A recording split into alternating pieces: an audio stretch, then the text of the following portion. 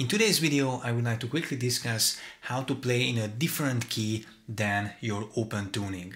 So I am tuned to open D, but the key I was playing and what we are playing in today is the key of A. And I think it's really important to be, more versatile. In this channel, I talk a lot about understanding the depth of open D, because I had to find out for myself the hard way. I was in a picking circle in West Texas, basically right outside of Big Bend National Park in a small town called Terlingua. And in the picking circle, I joined the jam basically on the porch of the general store, and I only had my Gretsch resonator tuned to open D. As you can guess, most of the songs were not played in the key of D. So I was jumping around with my bar-shaped chords, when I had to play an A, I played it here. When I had to play an E, I played it here, and I tried to make licks out of these positions, and it sounded, well, pretty bad. So at the end of the jam, the guy who was leading the circle, Moses, nice player, hi Moses, but I doubt you will see it, but if you do, thanks so much. He gave me a great advice of, you really should learn to play in all the keys. And he wasn't dissing me, he was giving me constructive feedback, he was mentoring me, teaching me.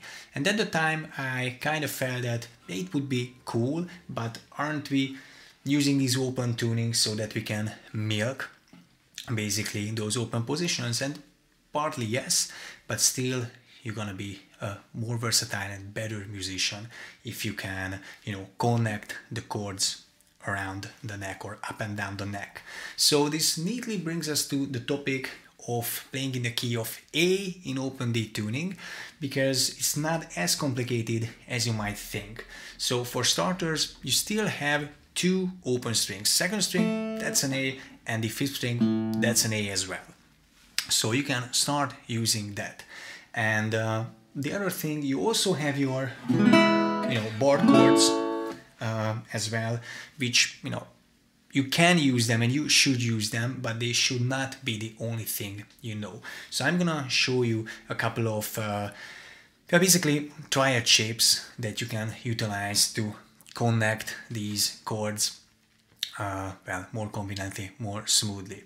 So let me show you another little exercise or demonstration that will be tabbed out, and then we'll discuss those shapes a little bit. It will start with your bar shapes in the first go around, and in the second, well, I guess chorus, you will hear some triads up and down the neck, and then we'll discuss them briefly.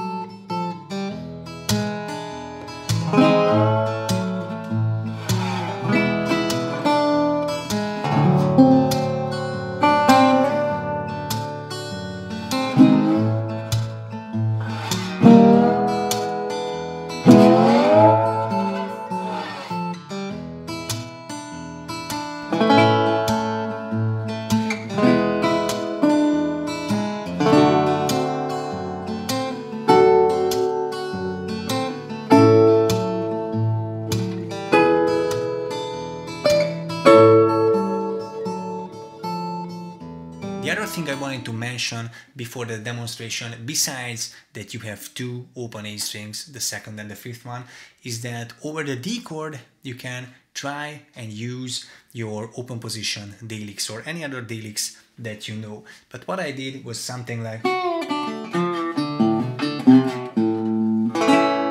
So the key of this, no pun intended, is that I resolved over an A note or back to the A chord. I did not resolve on D or to D. So try to get back to a D, sorry, an A, not a D. Now then the other thing is, I started out the first chorus with showing you the chords of the, you know, of the song with your slide bar position, and Key to the Highway has only 3 chords, A, D and E. Only the trick is you're not going on the D chord or to the 4th chord directly from the 1 chord, but you're going on the 5th. So that's sort of a difference to many other blues songs. So first you know, play an A, then E, and then you have 2 measures of D. Back to A, E, and then again A. So whenever you're on A, you can still use your bar shape licks.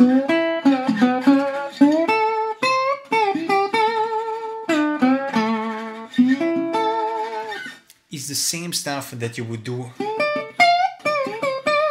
at the 12th fret if you were in the key of D.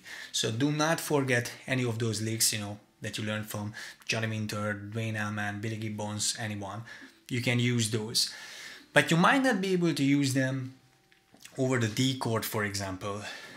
Well, what I said earlier, if you resolve to an A note, it will help.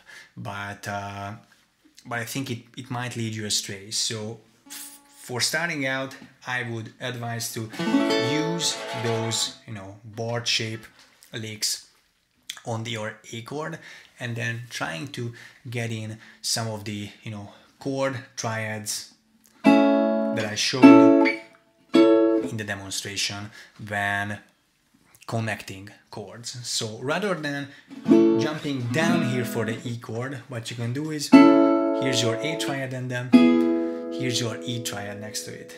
And then you can either jump down 2 frets with the same position to your D triad, or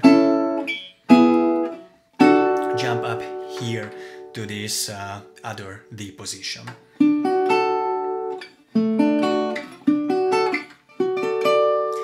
And if you're up here, you got your A, and then right next to it, you got your E. So this will make you sound more professional, more musical, rather than jumping, you know, from bar shape to bar shape. And I don't really want to break down all of these triads right here. There's gonna be a separate lesson, stay tuned for that. But what I would like to leave you with is what sort of licks can you make out of a position like this. So, for example, this D position, A chord. What I would do here is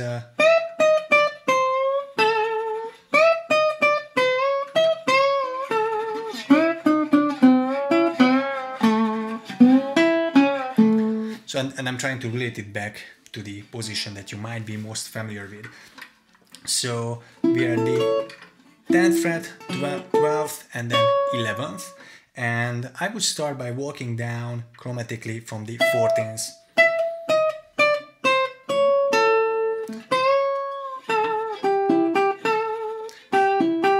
You have a connecting point here at the 12th fret between the 2nd and the 3rd string.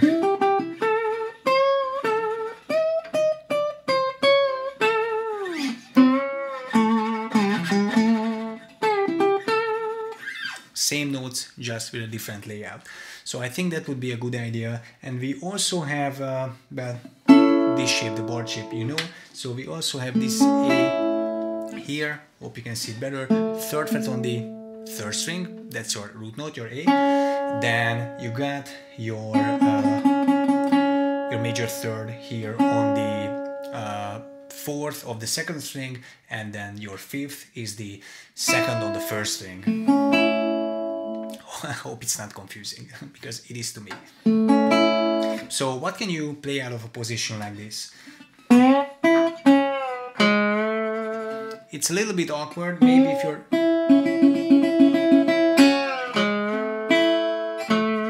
fret behind the slide. Yeah, this I, for example, play here on the D chord.